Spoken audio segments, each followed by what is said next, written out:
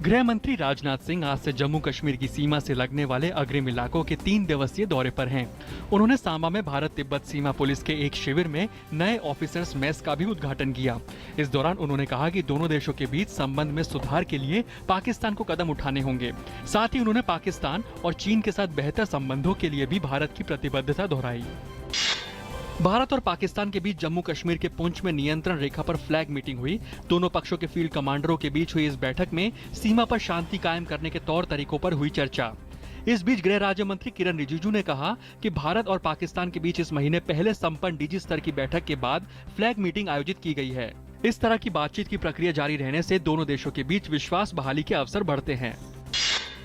उच्चतम न्यायालय ने उस जनहित याचिका पर सुनवाई करने से इनकार कर दिया जिसमें केंद्र सरकार को सुभाष चंद्र बोस से संबंधित गोपनीय दस्तावेजों का खुलासा करने का आदेश देने की मांग की गई थी। पीठ ने याचिकाकर्ता स्नेहाशीष मुखर्जी को 2 विकल्प दिए कि उन्हें या तो उच्च न्यायालय जाना चाहिए या वे इस मुद्दे को लेकर अभ्यावेदनों पर सरकार के जवाब का इंतजार करें। बिहार में विधानसभा चुनाव के दूसरे चरण की अधिसूचना जारी हो गई है। इस चरण में विधानसभा के 32 निर्वाचन क्षेत्रों में 16 अक्टूबर को वोट डाले जाएंगे। नामांकन पत्र भरने की अंतिम तारीख 28 सितंबर है। अगले दिन नामांकन पत्रों की जांच की जाएगी। उम्मीदवार 1 अक्टूबर तक अपने नाम वापस ले सकते हैं। पहले चरण के लिए नामांकन भरने की आखिरी तारीख 23 सितंबर है। एलजेपी ने बिहार विधानसभा चुनाव के लिए प्रत्याशियों की अंतिम सूची जारी कर दी है। दूसरी लिस्ट में 9 उम्मीदवारों के नाम शामिल हैं। वहीं राष्ट्रीय लोक समता पार्टी ने भी 17 सीटों पर अपने उम्मीदवार घोषित कर दिए हैं। इस मौके पर पार्टी अध्यक्ष उपेंद्र कुशवाहा ने नीतीश कुमार पर हमला बोलते हुए कहा कि जब से नीतीश कुमार ने लालू से नाता जोड़ा है तब से बिहार में फिर से अराजकता का माहौल पैदा हो गया है।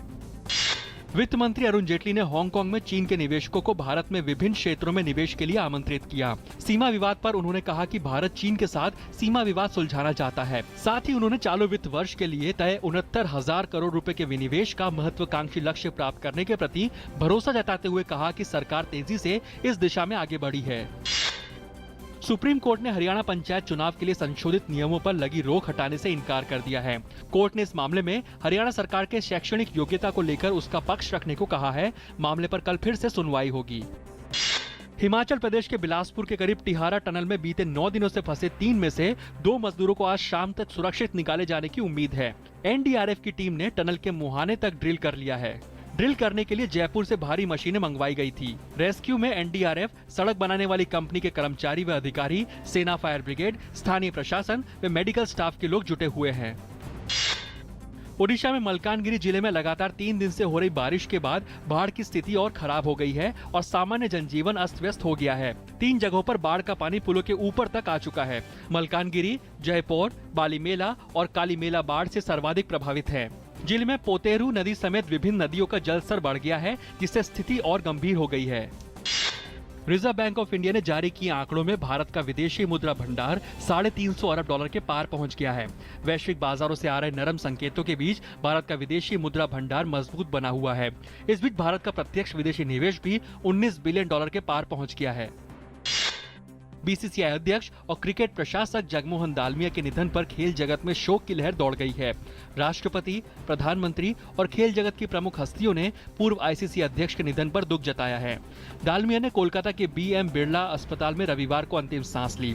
75 वर्षीय दालमिया पिछले काफी समय से बीमार थे। पूर्ण धर्मनिरपेक्ष लोकतांत्रिक गणराज्य में बदलने वाले नए संविधान को मंजूर करने पर नेपाल के कई प्रांतों में हिंसक विरोध प्रदर्शन हुआ। प्रदर्शनकारियों और पुलिस के बीच कई जगहों पर हिंसक झड़पें भी हुईं। पुलिस को कई राउंड गोलियां भी चलानी पड़ी। वहीं भारत ने नेपाल को बातचीत के जरिए सभी मुद्दों के शांतिपूर्ण समाधान का सुझाव दिया है। तुर्की के तट पर यूनान जा रही शरणार्थियों की एक छोटी नौका के एक नाव से टकरा जाने के कारण उसके डूबने से 6 बच्चों सहित 13 लोगों की मौत हो गई। शवों को तुर्की के तट से बरामद कर लिया गया है। वहीं हजारों की संख्या में शरणार्थी ऑस्ट्रिया पहुंचे हैं। ग्रीस में पूर्व प्रधानमंत्री अलेक्सिस सिप्रास को मिली जीत के बाद सिरिजा पार्टी के कार्यकर्ताओं में जश्न का माहौल है। जीत हासिल करने के बाद सिप्रास ने कहा कि उनकी सरकार ईमानदारी और परिश्रम के साथ कामगारों की तरफ से अपने प्रयास जारी रखेगी।